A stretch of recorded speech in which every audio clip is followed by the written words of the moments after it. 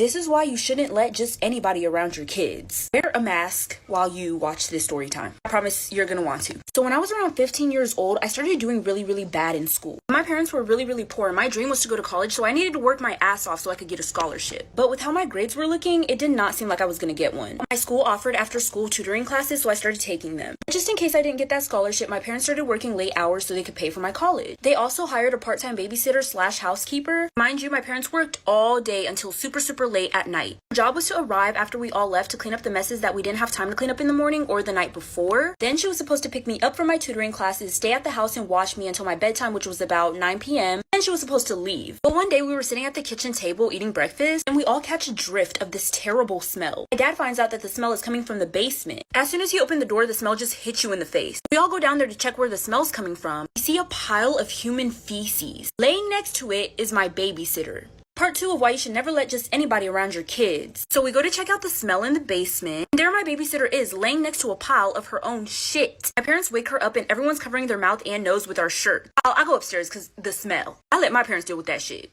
Literally. I hear my dad yelling at her and telling her to get out. She explains that she used to be a full-time nanny and she has nowhere else to go because they kicked her out. If she was shitting on the floor, who the fuck wouldn't kick her out? She says she did that because she gets really bad anxiety at night and can't go upstairs or we would hear her and wake up.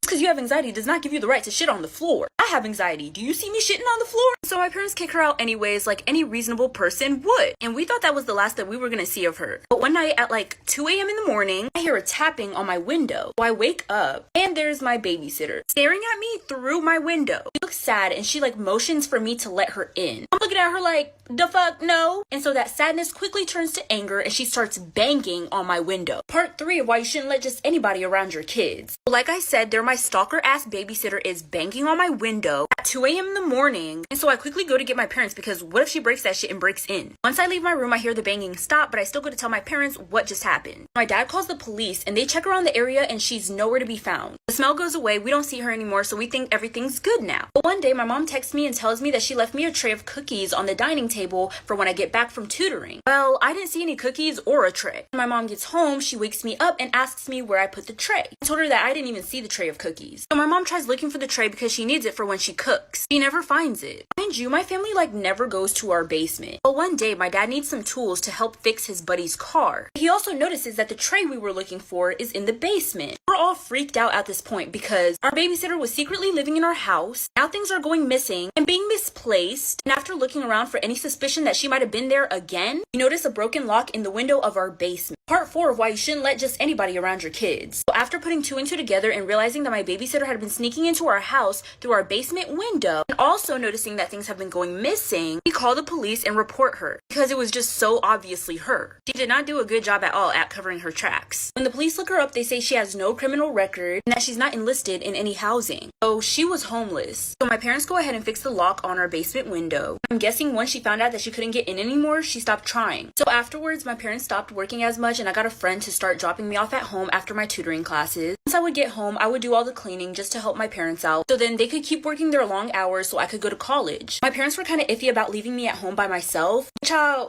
could fight. So everything was good and we never saw her again.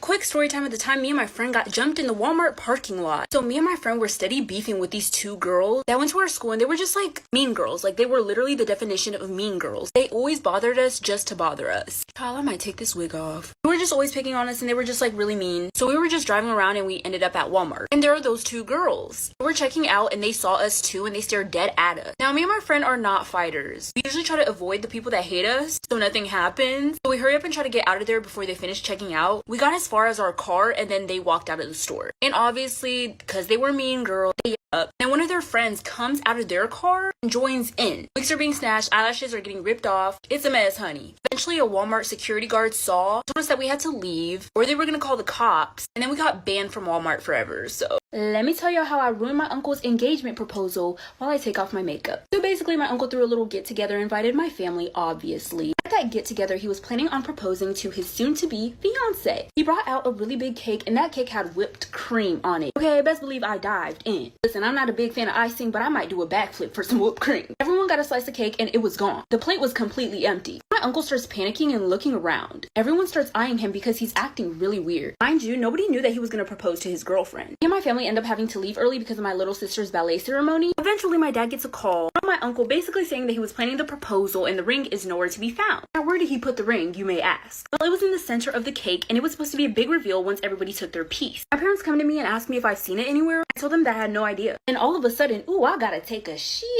When I got to the bathroom, I was blowing up the toilet, okay? I felt something real rough pop out my booty hole. I turn around to look because it hurt, and I see a ring in the toilet bowl floating amidst my diarrhea. Part 2 of how I ruined my uncle's engagement proposal while I take off my makeup. So like I said, after I ate the cake at the engagement party for my uncle's proposal, I got really bad diarrhea. And when I go to the bathroom, I shit out the ring. So a lot was going through my mind at this moment. I didn't know if I was supposed to grab it. Do I reach into my diarrhea and take it out? Do I rinse it and then give it back? Or do I just flush and act like I didn't see shit? Who would really want a ring that was sitting in somebody's diarrhea? Even if I rinsed it, even if I washed it with soap, it still had the diarrhea particles on it. There's all different types of creases in rings. So best believe I flushed that shit. Act like that whole thing did not just happen. Well, things took a turn